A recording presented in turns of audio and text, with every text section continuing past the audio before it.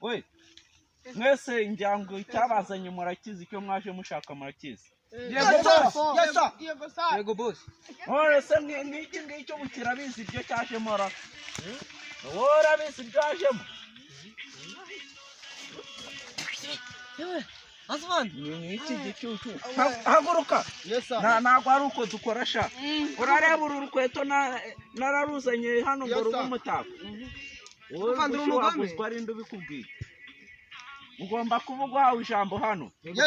Ano mapeti nagwa atoragu. Nibi ngibe bari bishimo. Ubusiki. Iki ngicyo bucyo cyajyaza ibiki. Naguruka bawe. Nugukora ikintu kimwe wahagurutse kare. Niba uguye haguruka no murava. Gera vuba kanyaro. Nabizi wanyu. Uranyarunyarite. Ano mapeti nagwa atoragu. Ntimurabona hano mu gihe. Reba iki n'ibibindi. Jugunya hirya wanyu we. Cyangwa usubira wanyu. Ubwo gusubira wasubira. Misiyo hepfo hano hari umwanzi. Hari haduye. Ikintu tugomba kumukorera. Twese tugiye kwanza turyame turuhuke. Buri wese afate imyuka. Urya rye hano ibiryo si cyabuze. Kandi atajyoza kumbwira ngo ipura mbere. Haraba hari wese. Niyo nawe mfite inzara mu gaba na. Bingize wanyu uraba wituma iki? Iminwa yarumye gusa. Haduye arabari inyuma ngo ugiye kunywa. Turasana ko turasana turasengwa no mapeti ntabwo atoragu.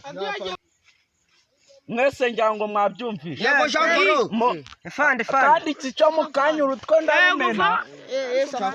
Ndakwihera haduye ntabwo ari njye ushaka kumwana nyina. FPR mwana utazananye. Kwagiye. Buri wese nukuruka n'isaha imwe. Kandi mukanya ndagikubita. Urambwira ibintu urimo hano. Ntabwo hano naje gufinyatana nawe uranyumva. Aya mapeti. Mwese mujye kuryama. Afande ikibazo cy'amatsiko. Iminota 30 nukubyuka tukajya kureba haduye. Afande ikibazo cy'amatsiko. Ntabwo haduyemereye kutwataka. We, ikibazo cy'amatsiko n'usumweru. Nubwo mbona usumweru. Mukanya urasa umukara. Wabyumvishe no kuryama nta kindi gikurikiye. Wabyumvishe izi myenda zawe. Izi myenda se nababwe ntabwo itoragurwa. Ntabwo ari abakarani. Ntabwo itoragurwa. Niba ndasengera mama naho mbyemera. Niba ndasura tujya kumvuza. Mwese mwambwe ko ibyo mwaje kwa hano mu Gusa nagukubita wowe. Hagarare.